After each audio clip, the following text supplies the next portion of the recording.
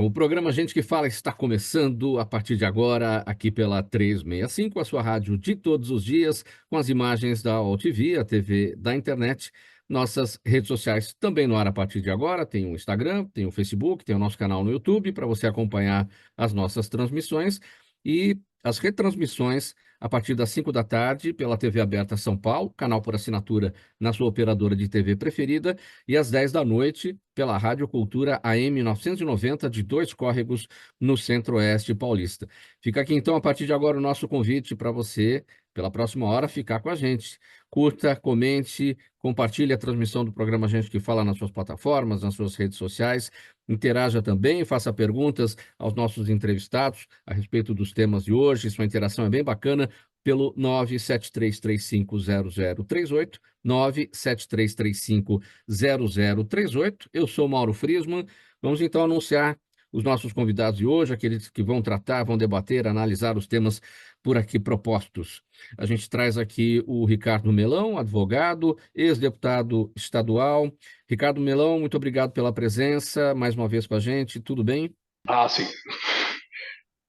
Bom dia, Mauro. Muito obrigado aí pelo convite. É um prazer estar aqui de novo no Gente que Fala. Queria dar um bom dia também para os nossos convidados. Muito obrigado pela presença. Eu também trago aqui o Fábio Farias, ele é CEO e fundador da rede de franquias Love Gifts. Tudo bem, Olá, Fábio? Mauro. Olá, Mauro. Bom dia. Tudo bem? Um prazer, já boa tarde, estar falando aqui com todos vocês. Um cumprimento fraterno aí a todos os que estão participando da entrevista do Gente que Fala. Obrigado, Fábio Farias. Também com a gente na bancada do programa Gente que Fala de hoje, o Odilon Guedes, economista, professor, vice-presidente do Conselho Regional de Economia de São Paulo. Professor Odilon, muito bem-vindo, obrigado. É um prazer vê-lo novamente. Tudo bem? Boa tarde, Mauro. Queria agradecer o convite. Depois de muito tempo, eu estou voltando ao Gente que Fala, participava muito, principalmente quando era presencial, cumprimentar o Ricardo Melão e o Fábio. Vamos discutir aí os problemas da cidade e do país, né? Isso aí. Já já a gente vai ter também a presença por aqui da Fernanda Garcia, ela é diretora executiva da Câmara Brasileira do Livro. Essa semana a gente vai ter início aqui em São Paulo, mais uma Bienal do Livro, e ela vai trazer todas as informações a respeito desse grande evento, um dos maiores eventos culturais, se não o maior, né, da América Latina. Já já também a conexão dela aqui no programa Gente que Fala. Vamos então ao nosso primeiro assunto de hoje, desta terça-feira, para dizer o seguinte. Ontem, todos os ministros da primeira turma do Supremo Tribunal Federal votaram para manter a suspensão da rede social X no Brasil. Na semana passada, o ministro Alexandre de Moraes mandou suspender o funcionamento da plataforma digital em todo o território nacional, porque a empresa de Elon Musk não cumpriu decisão do STF para indicar um representante legal no país e também não pagou as multas devidas aplicadas pela Justiça. Odilon Guedes, eu começo com o senhor a respeito deste tema. Esse movimento, portanto, do Supremo Tribunal Federal, né, dos 5 ministros da primeira turma, que votaram de forma unânime para manter a suspensão da rede social X no Brasil, confirmando a decisão que já havia sido tomada pelo ministro Alexandre de Moraes. Olha, eu acho que é uma medida correta, que é uma medida administrativa. O Musk, cá entre nós, ele pensa que é dono do mundo. Inclusive, ele tem uma posição dúbia, porque a Índia já puniu, outros países já puniram o X e ele nunca falou nada, inclusive na China. E aqui no Brasil ele resolveu não acatar a ordem judicial, não é uma questão política ideológica, tá certo? Ele não pagou multa, não colocou o representante no Brasil e nada mais justo do que o Supremo, quer dizer, tirar a rede do ar, quer dizer, isso aqui não é a casa da sogra, como a gente falava no meu tempo, tá certo? Ou a casa da mãe Joana, como se fala na gíria, quer dizer, as pessoas têm que respeitar o mínimo do que acontece no Brasil. Então, não é nenhum problema contra a liberdade, é um problema que ele tem que acatar as leis brasileiras. Então, eu acho que o Alexandre de Moraes e a primeira turma do Supremo foram extremamente corretos em aplicar essa punição para o Elon Musk. E a respeito, Odilon, da Starlink, empresa de Elon Musk, que teve as contas bloqueadas, justamente para que os valores das multas aplicadas em relação a X pudessem ser pagas. eh, o seu entendimento a respeito de bloquear as contas de uma outra empresa de Elon Musk em razão de multas que não foram aplicadas a esta empresa, mas foram aplicadas ao X. Olha, eu acho que é o mesmo caso. Está devendo mais de 18 milhões em multas e precisa pagar as multas, aí as coisas voltam ao normal. Ninguém é contra a empresa, entendeu? Veja, se você não aceita as leis, as regras, como é que fica a situação jurídica do país? Se você faz concessão para uma empresa, tá certo? As outras também vão querer. Então, eu acho que é justíssimo, a regra é para todo mundo, tá certo? E vamos aguardar aí o que coloca. Inclusive, o Elon Musk está politizando. Saiu hoje na Folha de São Paulo uma entrevista dele, falando que o Moraes é um ditador, que é um absurdo, tá certo? Ele não tem que se meter nas questões internas do Brasil. Eu quero repetir, não é porque ele é bilionário que ele faz o que ele quiser. Essa é a grande questão. Tá? Na Turquia, que eu tinha até esquecido, ele foi punido também e não falou nada. Para ouvir o Ricardo Melão a respeito desse tema. Melão, então vamos tratar aqui sobre esse movimento do Supremo Tribunal Federal. Os 5 ministros da primeira turma do Supremo, votando de forma unânime para manter a suspensão da Rede X no Brasil, numa confirmação do que Alexandre de Moraes fez na semana passada, no seu voto individual. Olha, Mauro, eu vou discordar um pouco do Odilon, porque, no meu entendimento, é um equívoco enorme, juridicamente falando, é algo extremamente lamentável uma Suprema Corte tomar uma decisão como essa, endossando um procedimento que já começou equivocado. Primeiro que você não se faz esse tipo de citação, intimação, pelas redes sociais, como o Alexandre de Moraes fez. Isso abre um precedente jurídico extremamente perigoso. Porque até aqui, quando você vai receber uma intimação judicial, se você está envolvido, tem alguma determinação, alguma ordem judicial, a pessoa tem que ser citada ali pessoalmente. Você vai, é a regra do Brasil. Se você abre um precedente de poder fazer isso pela rede social, quando você não tem a certeza se a pessoa teve conhecimento ou não daquilo, imagina a insegurança jurídica que você vai gerar para todo mundo aqui no Brasil, já que o ministro Alexandre de Moraes abriu esse precedente. Amanhã, então, como é que você pode dizer que esse não é um procedimento válido, já que o próprio ministro Supremo chegou a fazer isso? Então já começa errado nesse ponto. Segundo, uma medida extremamente drástica, né? A tentativa de punir o Elon Musk. Você tem 20 milhões de pessoas que usam o Twitter, que se expressam através do Twitter. Tem gente que, inclusive, ganhava vida, né, através do Twitter, né, como jornalista, passando informação, enfim. Então, você prejudica, você causa um prejuízo enorme para uma série de pessoas, né, por uma questão de uma briga do Alexandre de Moraes com o Elon Musk, que levantou um questionamento, para mim, extremamente importante.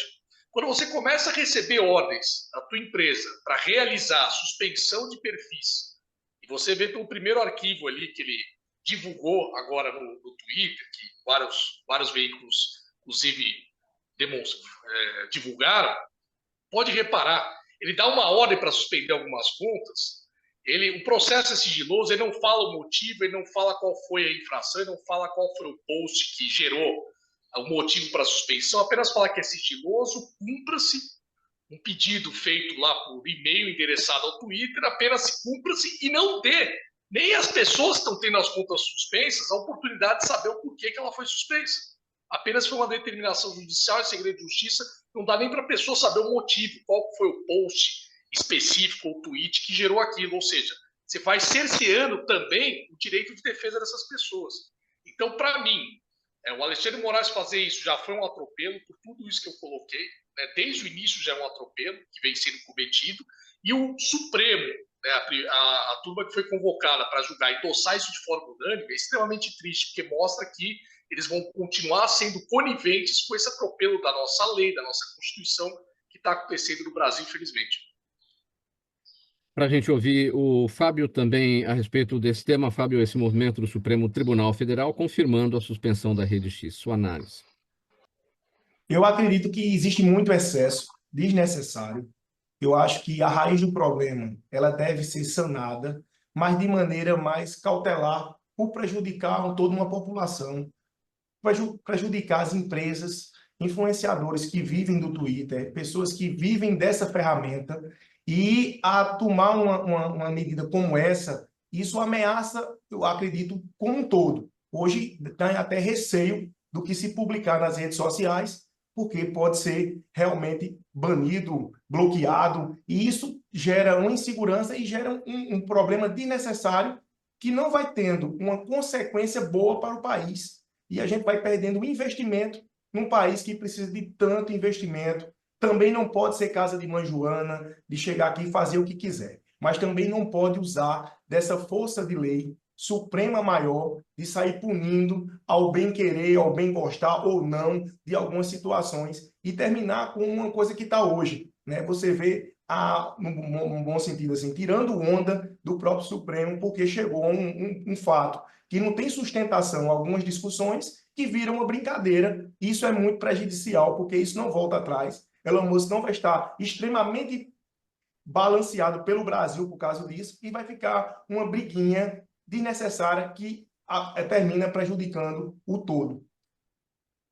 Mauro, Quero posso... agora... Sim, Odilon. Não, só queria dizer o seguinte, para quem está acompanhando isso, o Twitter, o X, foram comunicados várias vezes antes dessa decisão. Não é que foi uma coisa abrupta, de repente foi lá e puniu. Eles foram comunicados várias vezes. Segundo, eles não têm representante legal no Brasil. Essa é a grande questão. Tá? Se você abre exceções, quer dizer, todo mundo vai querer. Olha, eu fui subprefeito na cidade de São Paulo. Uma das coisas que eu consegui fazer, uma administração que eu coloquei em primeiro lugar a subprefeitura, porque eu nunca fiz exceção para ninguém. Podia ser do meu partido ou de outro. Porque aí você passa a ser respeitado. Então, essas questões. E eu quero lembrar de novo, a Turquia, a Índia puniram o Elon Musk, ele não falou nada. Ele reconsiderou. Essa é a grande questão que está colocada. E aí ele fica fazendo um ataque à pessoa do Alexandre de Moraes, ao Supremo, que é ditadura, uns absurdos que não dá para a gente, como brasileiro, aceitar. Quero trazer aqui para a nossa conversa, eu vou apresentar novamente a Fernanda Garcia, diretora executiva da Câmara Brasileira do Livro. Olá, Fernanda, bem-vinda aqui, obrigado por aceitar o convite do programa Gente que Fala. Tudo... Bom dia, obrigada pelo convite. É um prazer estar aqui com vocês. Fernanda, a gente está aqui na primeira análise dessa nossa edição do programa Gente que Fala, tratando desse movimento do Supremo Tribunal Federal. Os 5 ministros da primeira turma votaram de forma unânime, fazendo valer a suspensão da rede social X, confirmando a suspensão que já tinha sido tomada por uma decisão individual do ministro Alexandre de Moraes. Sua análise. Olha, eu acho que eu vi um pouco do Ricardo falando e do Odilon, e eu acho que eu tenho um pouco das duas opiniões. Assim, eu concordo com o Ricardo, acho que tem que ter um representante no país, as coisas precisam ser organizadas e reguladas. Mas, da mesma forma, eu acredito que assim, existem processos judiciais a serem seguidos, e a forma mais segura para garantir essa segurança jurídica para todos é realmente que os processos sejam devidamente seguidos, que a briga não fique fora do processo judicial, né? Não fique dentro, onde as coisas serão resolvidas. Sim. Vamos seguir, gente. Programa Gente que Fala, edição de terça-feira, pela 365, sua rádio de todos os dias, AltV, TV da internet, nossas redes sociais também transmitindo simultaneamente, tem o Instagram, tem o Facebook, o nosso canal no YouTube, as retransmissões a partir das 5 da tarde pela TV Aberta São Paulo, canal por assinatura na sua operadora de TV preferida, e às 10 da noite pela Rádio Cultura AM 990, de Dois Córregos, no Centro-Oeste paulista. Vamos seguir então com o próximo tema do programa Gente que Fala, para conversar com a Fernanda Garcia, sobre o seguinte: a 27ª Bienal Internacional do Livro de São Paulo começa na sexta-feira agora, dia 6 de setembro. O maior evento cultural da América Latina atrai pessoas ansiosas pelas novidades do universo literário. É o ponto de encontro, né, gente, de editoras, leitores, escritores, quadrinistas, enfim, todos os importantes personagens, os players do entretenimento. Fernanda, eu vou começar te perguntando a respeito do seguinte: 27 edições da Bienal Internacional do Livro, significa 54 anos, né? Porque o evento acontece a cada 2 anos. O grande desafio disso tudo, numa situação que virou tradição, né? Um evento que virou tradição, é trazer novidades, né? Então, como é que funciona aí a cada biênio esse trabalho de trazer novidades e fazer uma feira diferente, uma feira internacional do livro diferente? A gente tem uma Bienal cada vez maior, a gente percebe o crescimento do número de público, de pessoas interessadas. Então, para garantir uma diversidade de títulos, é um programa também que atende todas as idades. Se você olhar para a programação geral, nós temos 683 autores nacionais e 38 internacionais, né? Então, tem ali literatura para todos os gostos, são 13 espaços culturais. E como é que a gente cuida para isso se renovar sempre? Nós temos curadorias, todos os anos são escolhidos curadores para os 13 espaços, que vão olhar para a característica de cada espaço, né? Tem a Arena Cultural, que é o espaço dos grandes best-sellers, tem um espaço chamado Cozinhando com Palavras, que une gastronomia com literatura, tem o espaço Infâncias para as Crianças, o espaço Educação. Então, a cada ano, a gente faz a designação de um curador específico, que vai olhar tudo que está rolando, qual o interesse das pessoas e propor aí essas mesas de debate, convidar os autores para que a gente tenha uma programação sempre renovada e que atenda todos os públicos, né? Que é o nosso objetivo. Os leitores aí são de todas as idades, a gente quer todo mundo lá na Bienal. Além desse aspecto que você destacou, que a Bienal Internacional do Livro é para todo mundo, para todas as idades, os números são sempre impressionantes, né? São sempre superlativos, né? Esse ano acho que são mais de 330 autores, né? Nacionais e internacionais, a visitação é elevada, quantidade de títulos lançados, né? Ao mesmo tempo, a gente olha para a situação do país, que sempre nos aponta que o brasileiro não lê ou não lê o suficiente, não lê o que deveria. Alguma coisa não bate, né? Porque o evento é um sucesso, as pessoas visitam, né? Os números são impressionantes, né? Será que o brasileiro não lê mesmo? Então, você sabe que a gente, quando vê os números das pesquisas, a gente fala assim, meu Deus, onde é que estão essas pessoas que estão na Bienal durante o resto do ano, né? Mas os números realmente são preocupantes, assim. Nós perdemos, tem uma pesquisa realizada que é sobre hábitos de leitura, ela se chama Retratos da Leitura, é realizada pelo Instituto ProLivro, e a gente, na última edição dela, nós verificamos que nós perdemos 4,6 milhões de leitores. É um número bastante expressivo para um país que não tem os índices ainda adequados, né? Também a pesquisa Produção e Vendas, que é a pesquisa que mede o mercado, né? A gente vendo um declínio aí tanto da produção quanto das vendas nos últimos anos. A gente entende que tem um fator que é um fator econômico, que é o fator renda, né? É, quando a economia está melhor, o mercado vai melhor também, porque no final das contas, né, as pessoas têm prioridades, a pessoa tem que comer, pagar o aluguel, vestir, e às vezes, por mais que ela seja leitora, talvez o acesso ao livro não fique tão fácil quando a gente faz escolhas aí, precisa fazer escolhas dentro de casa. Mas o que é interessante, a pesquisa Panorama do Consumo de Livros, que aí é para medir o hábito de consumo de livros, ela mostrou que muito pouca gente compra livro, assim, 16% das pessoas compraram livro ano passado, que é um número bastante baixo. Porém, quando você pergunta se as pessoas acham importante comprar um livro, se elas gostariam de comprar um livro, elas dizem que sim. 60% responde que sim. Então, eu acho que a gente tem um cenário frutífero com grandes desafios para enfrentar e tornar, de fato, o Brasil um país de leitores de consumo de livros. A leitura online impulsionou o interesse pelo livro, porque as pessoas não tiram o celular das mãos, ou seja, é como se já tivesse com o livro na mão, né? É só acessar.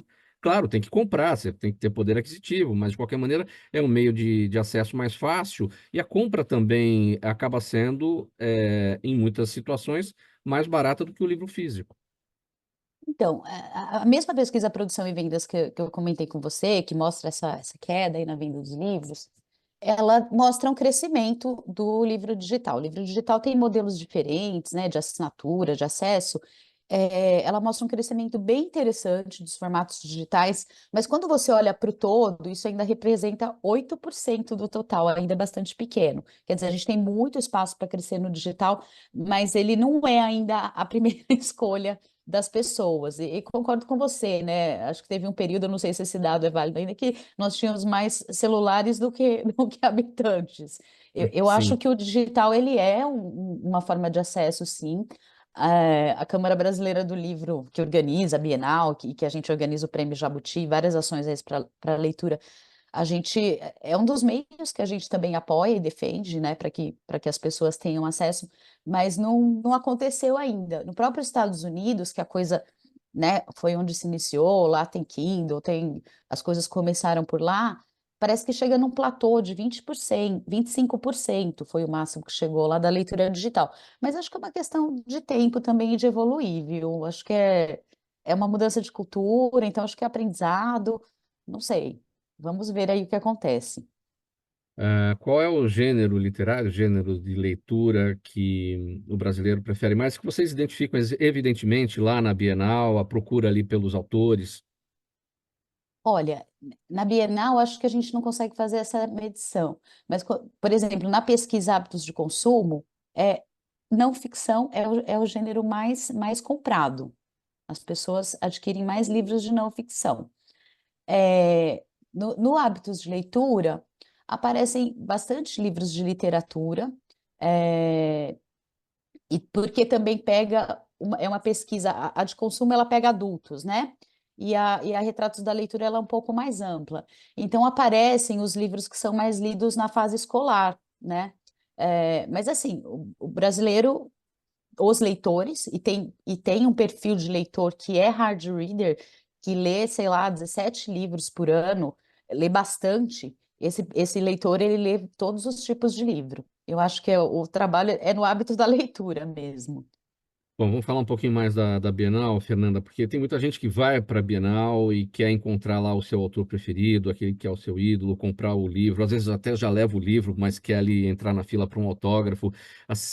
Vamos tratá-los como celebridades, vai. Quem são os nomes importantes das celebridades que vão estar por lá?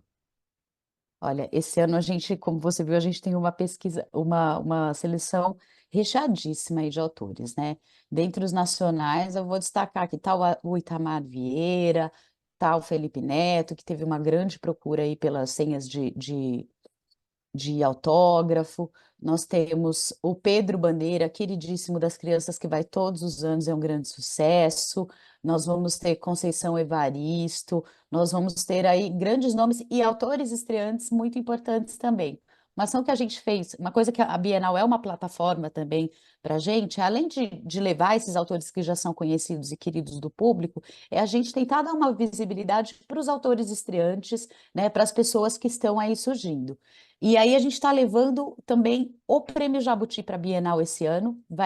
Vão ter autógrafos dos ganhadores do Prêmio Jabuti todos os dias na Bienal. E ali também tem uma ampla gama de autores, assim, muito diversificada. Eu acho que vai ser uma oportunidade enorme. Rafael Montes vai estar conosco lá. Vai ser bastante legal. Quem quiser conhecer toda essa programação, entra no site da Bienal do Livro SP, tá ali organizadinho por dia, todas as datas, todos os nomes. Já já a gente vai fazer a ficha técnica aqui, dar o serviço, falar do cashback, né, para quem pagar de forma antecipada, comprar de forma antecipada o ingresso, isso vale dinheiro, né, para comprar livros lá na Bienal. Eu quero girar aqui para dizer o seguinte, para tentar entender também com os demais a respeito do hábito nosso, do dia a dia, de leitura ou não leitura, com o Odilon Guedes, que é professor universitário, como é que você tem olhado, tem observado tudo isso? Formação de base, né, Odilon?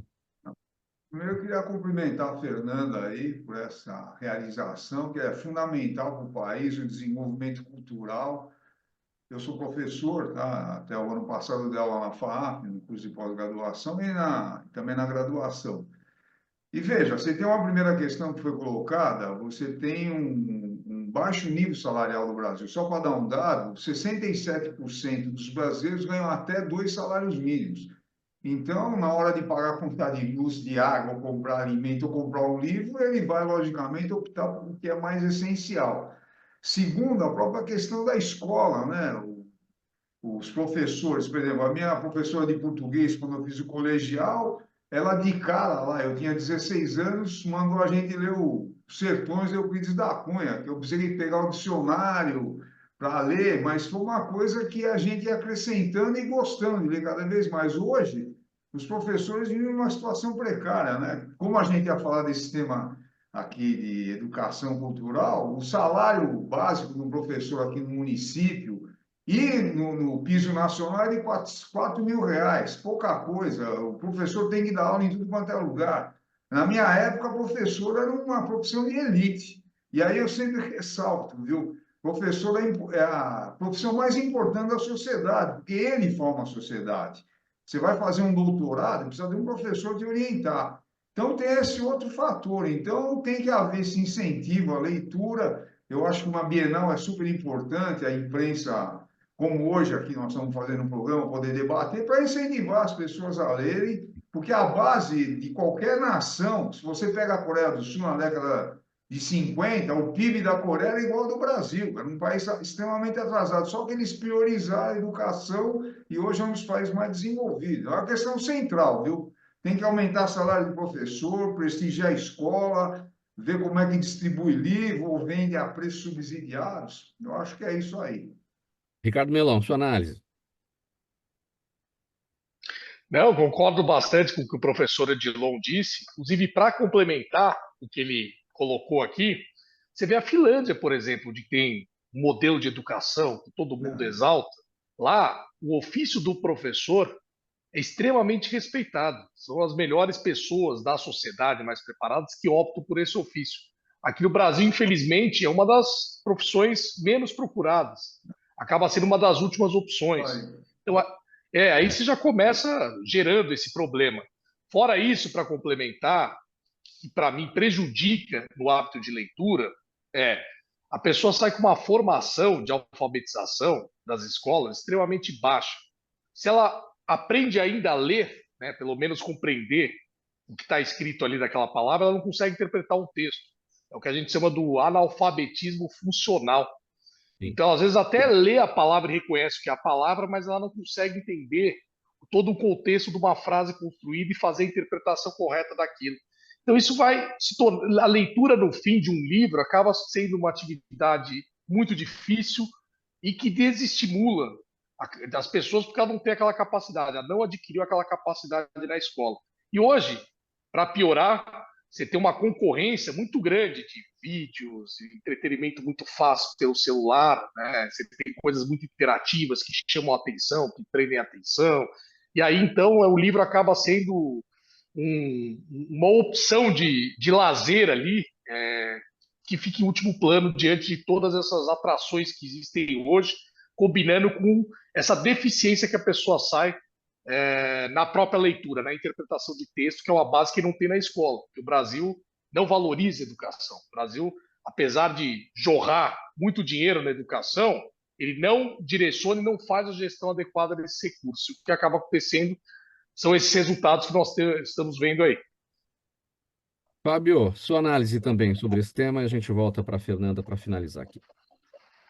Também sou professor de geografia e o que acontece, né? Assim, a gente vê o quanto é deficitário a empolgação da carreira seguindo como professor. E aí depois eu enveredei pelo empreendedorismo e hoje o livro ele leva muito isso, né? Então, assim, hoje o que tem de direcionamento e pessoas que eu conheço que não tinham o hábito de ler quando criança, mas depois de adulto, por ter sistemas hoje de marketing, vendas, estão indo para os livros, né? E os autores desses livros estão se tornando best-seller também, talvez tenha tido retardado ali na infância, mas na vida adulta o livro vem para realmente assim, eu sou um leitor que tem que usar um marca-texto, eu gosto de voltar na página, eu gosto de ter essa atenção e eu vejo que tem essa adesão, porém também eu vejo aquelas pessoas dizendo que tem dificuldade de ler, e vão para o audiobook, vão para os podcasts e termina que não entrando no mundo do livro físico, né? E o audiobook ali se saindo junto com os aplicativos, mas o livro muda em todos os sentidos, vocabulário, conhecimento, o melhor caminho é o livro. Fernanda, vamos lá. Então, ficha técnica aqui da 27ª Bienal Internacional do Livro, no AMB, no Distrito AMB, né? Começa dia 6, Isso. agora sexta-feira, até 15 de setembro, R$ 35 o ingresso, a meia entrada R$ 17,50, e para quem comprar antecipadamente, o valor, 10% do valor, né? Vira cashback para É, a compra de livros o, dentro da Bienal, né? o cashback para o ingresso de R$ 35, que é inteira, ele é R$ 15, e para meia, que é de R$ 17,50, é R$ 10. Então, a gente reverte aí boa parte desse ingresso para as pessoas adquirirem livros na Bienal, que é isso que a gente quer. Né, eu falei 10%, é bem mais do que 10%, ou seja, é um grande É incentivo. mais, é mais, É, é mais. sim. Também a gente vai ter uma ação com o Vale Livro, que é uma parceria com a Secretaria de Educação do município de São Paulo. Então os alunos vão visitar a Bienal com o Vale Livro, R$ 60, e vão adquirir os seus livros lá. As editoras fazem muitos lançamentos e promoções lá, então é um lugar muito legal para adquirir os livros. Vai ter muita coisa a preço bom e também vai ter muita coisa interessante lá, novidade.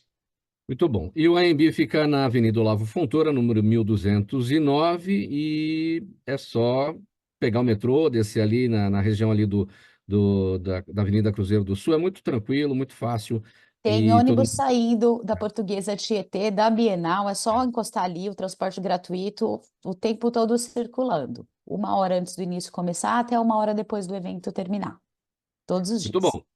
Próximo tema do programa Gente que Fala, vamos aqui conversar sobre o seguinte com o Fábio. Oferecer educação empreendedora e financeira aos jovens são questões de grande importância em qualquer sociedade. A primeira desenvolve as habilidades de criação, inovação e tomada de decisões. A segunda estimula uma maior consciência e o preparo para lidar com o dinheiro desde as primeiras etapas da infância, ou desde as primeiras etapas da vida, né? Expandir iniciativas que incentivem esses ensinamentos nas escolas significa estimular os estudantes a debater o assunto também em casa com a família. Fábio, educação financeira, empreendedorismo, a importância disso tudo para os jovens, por onde começar? Eu tenho um projeto social que é o nome Criança Empreendedora, que a gente tem aqui na franqueadora, com 5 módulos: educação financeira, empreendedorismo, marketing, criatividade e vendas. E depois que a gente sai aqui do projeto, a gente faz uma feira de negócios com essas crianças. E para mim tem sido assim revolucionário ver o brilho no olho dessas crianças, porque assim, empreender é um ato que você é fazer o melhor na profissão que você escolheu. Se você é médico, se você é advogado, você está empreendendo. E a gente sabe que tem muitos projetos que, pela falta de educação financeira, esse projeto não vai à frente. Esse projeto não se torna exitoso e gera muito problema no futuro. Então, a gente trabalha aqui com a criança de 8 a 12 anos. Nosso intuito é que isso leve para o Brasil, para o poder público possa implementar dentro das escolas, das faculdades, porque também dentro da faculdade, dependendo do curso que você escolha, você não passa por educação financeira, né? Não passa por empreendedorismo, por criatividade, e tudo isso faz que esse profissional do futuro ele tenha uma excelente carreira, independente da carreira que ele escolheu. Porque às vezes o pessoal volta muito àquela questão do empreendedor ser um empresário que tem empresa que emprega várias pessoas. Não, o empreendedor é você na sua carreira. Quando você faz um MBA, quando você fala outro idioma, quando você cresce na sua carreira e transforma a vida. E isso é o mais bonito do empreendedor, né? Então, no Brasil, a gente tem o empreendedor, o gestor, o comerciante, o empresário, e esse misto aí, a gente tenta levar para a criança o básico, que é justamente saber economizar, saber até onde pode gastar, o que o papai está podendo comprar, o que o papai não está podendo comprar naquele momento, né? Isso é uma lição de vida para o futuro da população. Por isso que a gente tem esse projeto, está na segunda edição e faz tanto sucesso aqui na cidade. Eu estou aqui em Campina Grande, na Paraíba, e esse programa, quando eu lanço, em menos de 2 horas, são apenas 20 crianças, já estoura as vagas, mas a gente está fazendo ele de maneira pequena, mas o nosso projeto é levar esse projeto de maneira bem robusta para todo o Brasil. Como é que se forma um professor para essa área? Porque para você estimular o aluno, você tem que ter, claro, o professor sabendo de tudo, não o dono da verdade, evidentemente, mas tem que dar os passos iniciais ali na garotada.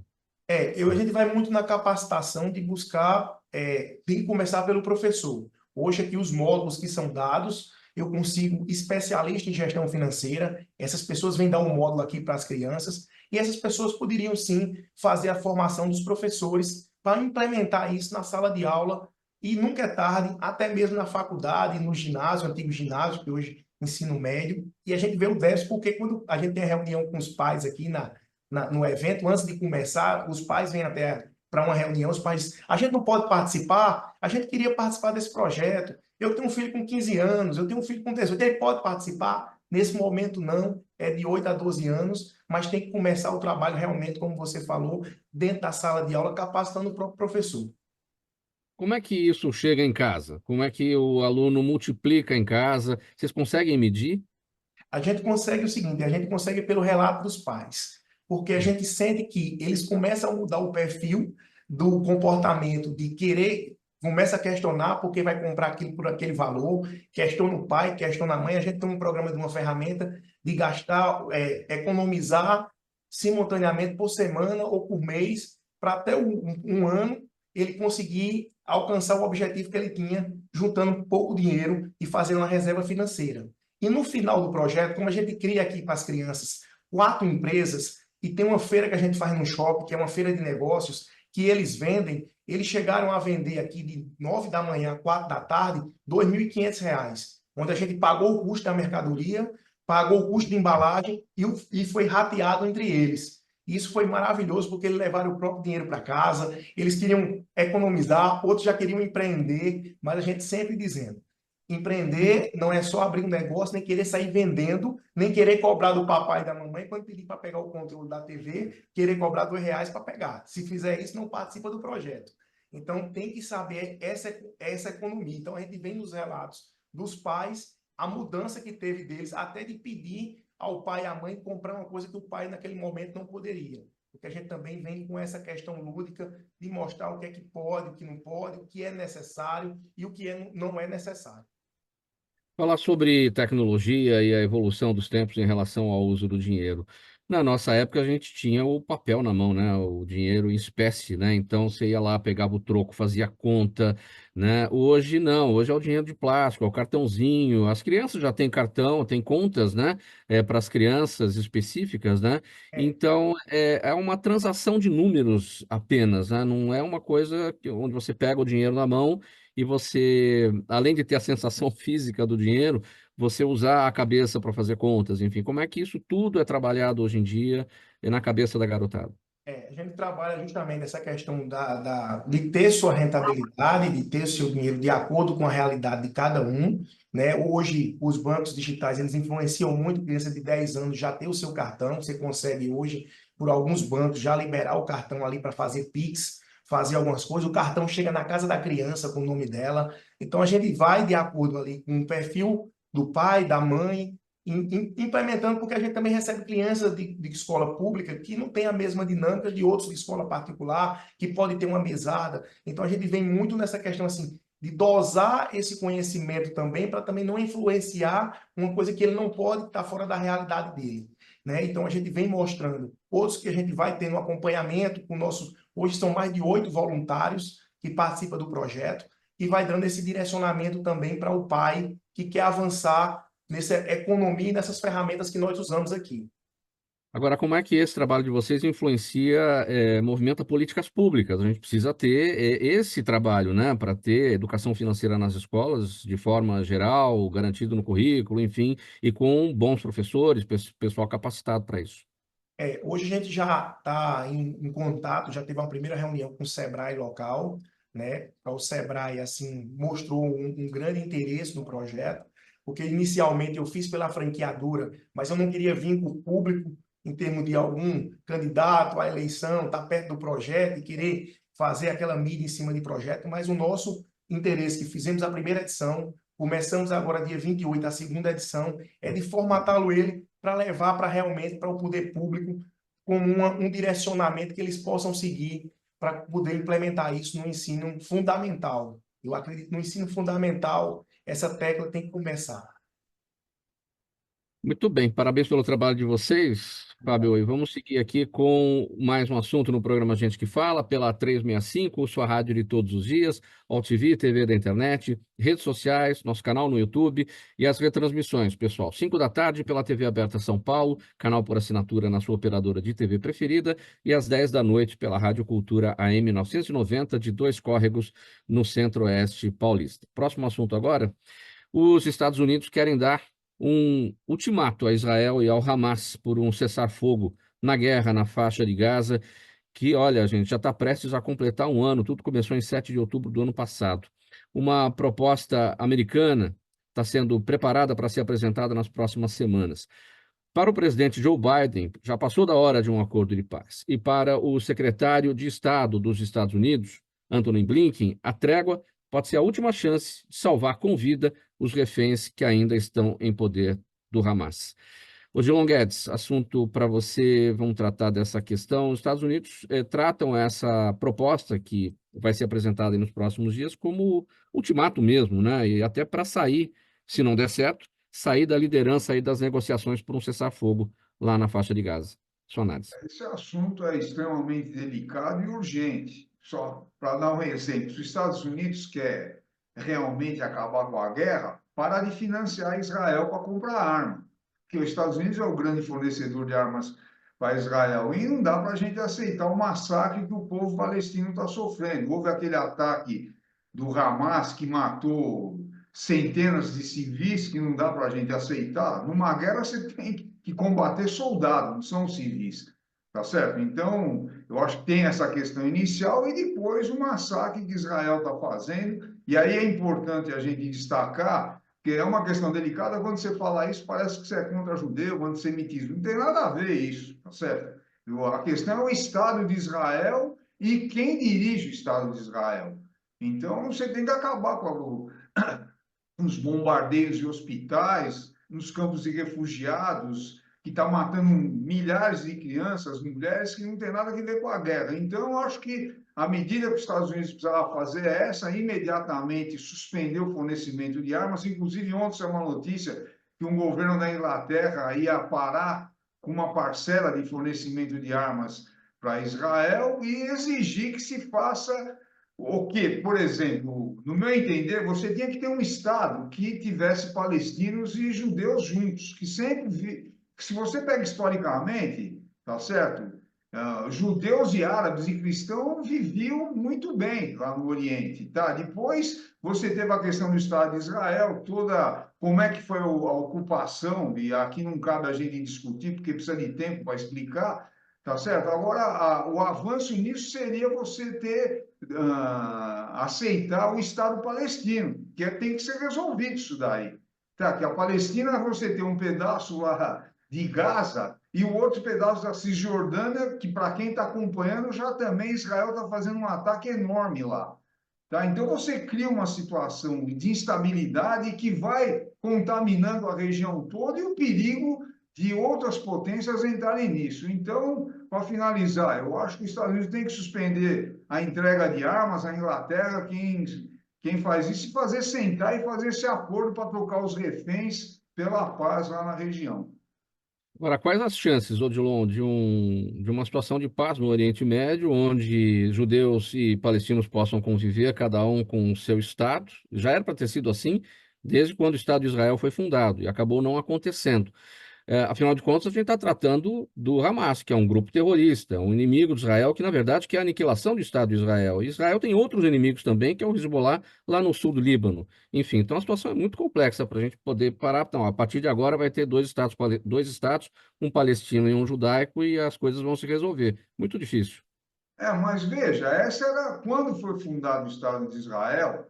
Era o Estado para ser também fundado o Estado palestino. E isso nunca foi respeitado. Sim. Então, você tem que pegar historicamente o que aconteceu para poder fazer esse acordo. Tá certo? Agora, por exemplo, um empecilho é o Netanyahu, que é um ultra-radical de direita, que, inclusive, pelo que nós estamos acompanhando, está sofrendo uma contestação enorme agora dentro de Israel, greve geral. Esse sujeito precisa sair do poder. O problema, veja a loucura que se criou. Se ele sair do poder, ele vai ser preso. porque ele é acusado de corrupção. Então, ele está usando a guerra para se perpetuar lá. Quer dizer, é inadmissível esse tipo de coisa. Aí você vai acirrando cada vez mais a disputa, entendeu? Você tem que colocar um Estado palestino, a ONU já estabeleceu isso há décadas, tá? Desde a fundação. Depois você tem a resolução 242 da ONU, depois da guerra de 67, que Israel tem que devolver os territórios que ele tomou dos palestinos, inclusive Jerusalém Oriental. Isso aí é uma questão que a ONU definiu, que precisa ser respeitada, senão você não vai ter paz. Só mais um detalhe: é uma ilusão achar que vai acabar com o Hamas. Tá certo? Isso é uma ilusão, porque o Hamas ele tem toda uma ligação com o povo palestino, tá certo? Lá em Gaza, e está guerreando contra Israel. E veja, imagina a situação das famílias que mataram crianças, filhos, mães. Como é que esse povo está vendo o Estado de Israel? Então você precisa dar paz urgentemente. Porque, desculpa aí, só para prolongar, a guerra do Vietnã foi uma guerra de guerrilha. Os Estados Unidos chegou a ter 500 mil homens lá e não ganhou a guerra porque era uma guerra de guerrilha do povo vietnamita contra o exército americano. São questões históricas que a gente precisa examinar para poder resolver o problema. Melão, chances de cessar fogo lá na faixa de Gaza entre Israel e os terroristas do Hamas? Eu acho muito difícil enquanto continuar existindo um grupo terrorista como o Hamas. Como você mesmo colocou, Mauro, muito bem, é um grupo que tem como objetivo a aniquilação total do Estado de Israel e do povo judeu. Quanto existir esse tipo de ânimo, quanto Israel continuar sendo cercada por Hamas, Hezbollah, grupos terroristas que possuem esse ânimo, você está vivendo diante de uma insegurança eterna. É só ver o caso agora, né? A situação agora. Quem iniciou tudo isso foi o Hamas. O Hamas, inclusive, mantém o povo palestino de refém, porque eles têm ali um regime totalmente ditatorial. Israel, inclusive, você tem direitos humanos sendo respeitados, você tem palestinos convivendo de forma pacífica no próprio território israelense, algo que a gente não pode dizer que existiria na Palestina dominada pelo Hamas. Então, enquanto existir esse ânimo, esse grupo terrorista que domina, que tem esse objetivo na sua própria formação, vai ser muito difícil ter um cessar-fogo, porque simplesmente o povo judeu e o Estado de Israel está vivendo constantemente sob o temor desse tipo de ameaça terrorista. É só ver todo o terror que eles espalharam nos primeiros ataques que eles fizeram ao povo israelense. Então vai ser muito difícil isso. Você precisa acabar com esses grupos terroristas e com todo esse objetivo que eles têm, que é o objetivo de aniquilação do Estado de Israel e do povo judeu. Então, não vejo possibilidade de cessar fogo enquanto esses grupos não forem exterminados. Bom, gente, vamos seguir para o último tema do programa Gente que Fala. Vamos sair da guerra do Oriente Médio e vamos passar aqui para a nossa guerra propriamente local, né? Olha, no ano passado, a cidade de São Paulo registrou quase 440 mil roubos e furtos, os chamados crimes patrimoniais, né? Só no primeiro semestre deste ano, foram mais de 274 mil ocorrências de furtos e mais de 101 mil casos de roubo, a maioria ocorrendo no período da noite aqui na capital paulista. E a cada dia que passa, a população paulistana relata estar se sentindo menos segura. Isso se reflete nas pesquisas, né, gente, que mostram que a segurança pública é o problema mais grave da cidade de São Paulo. Até há pouco tempo, todo mundo falava das preocupações com a saúde, né? Todo mundo, né, sempre achando que ter saúde para poder continuar, para poder viver. As pessoas agora com medo, né, de estarem vivas ou de não estarem vivas, né, em razão do que acontece nas ruas. Melão, sua análise. Olha, Mauro, a gente teve um fenômeno interessante aqui na cidade de São Paulo, no estado em geral. Os crimes violentos, se você for parar para pegar ali de anos para cá, se bem que teve um aumento aí nos últimos anos, mas eles diminuíram bastante. Em compensação, crimes menos violentos, como furto, roubo, que não deixam de ser violentos, já que aterrorizam a população, aumentaram muito. Então, vamos pegar aí de 6 anos para cá, você teve um aumento aí de 28, mais de 28% nesse tipo de crime. E o que eu enxergo? Dificilmente hoje a polícia militar sozinha numa cidade como São Paulo conseguiria dar conta diante da dinâmica desses bandidos, diante da forma como eles atuam, da forma como eles agem. Então, eu não vejo como resolver esse problema definitivamente se você não tiver um trabalho integrado, não apenas da polícia militar, mas também, desculpa, não sei se teve uma interrupção, mas Pode também seguir. juntar a Guarda Civil Metropolitana aqui da cidade de São Paulo, que tem um efetivo hoje que deveria ser dobrado, na minha opinião, se for comparar o índice de Guarda Civil Metropolitana por habitante, se comparar uma cidade como São Paulo, está lá em 62 para cada 100 mil habitantes, guardas civis municipais metropolitanos. Em compensação, uma cidade como Belo Horizonte tem 100. Né? Então a gente tem que dobrar esse efetivo. Se gasta hoje 1% do orçamento da prefeitura com segurança urbana. Na minha opinião, você podia triplicar isso. Melhor equipar, colocar câmeras, para funcionar como um serviço, obviamente, orientado pela Polícia Militar, que tem a expertise no combate ao crime, mas para servir de anteparo, para justamente auxiliar, porque não tem como a Polícia Militar estar presente em todos esses ambientes. Então, no que ela puder ajudar, vai melhorar essa situação. E para piorar, o efetivo, que já é pequeno, pouco mais ali de 7 mil guardas civis metropolitanos, aqui em São Paulo, você tem mais de um terço dele que está trabalhando em funções administrativas, não estão nas ruas. Eles estão lá, dentro da Câmara Municipal, dentro da Prefeitura, funções internas, ou administrativas ou internas, não atuando na rua diretamente. Isso é ruim. Então, eu entendo que hoje necessita-se de um trabalho maior do município, da prefeitura, para auxiliar. E aí, não só na questão, como eu disse, monitoramento e câmera, não só o próprio Guarda Civil Metropolitano melhor equipado, melhor treinado para auxiliar nesse sentido, mas como também você pode ter aí um trabalho de zeladoria da própria prefeitura, iluminação, melhorando, colocando uma iluminação mais eficiente em pontos onde há criminalidade. Tem um estudo de Nova York que mostra que locais melhor iluminados houve uma queda de 36% desses crimes. Então, tudo isso serve. É um trabalho que tem que haver uma união e tem que ser um trabalho integrado, na minha opinião, hoje, senão não vai dar conta só deixar isso apenas a cargo da Polícia Militar e do Estado. Olha, gente, minutos finais do programa Gente que Fala, e eu vou aqui entrar nas perguntas da nossa audiência e eu vou pedir muita brevidade a vocês nas respostas, no máximo 30, 40 segundos cada resposta, para a gente conseguir chegar no final. É uma pergunta para cada um, eu começo então com a Fernanda. O Nicolas está no Facebook, Fernanda, ele quer saber de você qual será o futuro do livro impresso e das livrarias. Bem breve, bem breve. Fernanda, seu áudio está fechado. Agora vai. O livro é uma tecnologia muito perene, né? Por mais que a gente evolua, né, com as tecnologias, a gente percebe que é uma tecnologia muito perene. Eu acho que ele tem vida longa e ele vai conviver com os formatos digitais tranquilamente. É mais acesso ao livro para todos. Eu acho que tranquilamente teremos livros aí. Livrarias a gente está precisando trabalhar e criar condições melhores para que as livrarias permaneçam. Elas estão encontrando grandes desafios no momento, mas eu acredito que continuaremos, temos livros e livrarias. Legal. O Eduardo está no YouTube com a gente acompanhando. Fábio, qual é hoje o custo de uma franquia da Love Gifts? Ele está perguntando para você. Hoje a gente, né, não é o assunto principal, mas a gente tem investimentos a partir de 16.900, o home base do franqueado trabalha em casa. Ele pode entrar lá no site www.lovegifts.com.br, o pessoal comercial vai fazer contato com ele.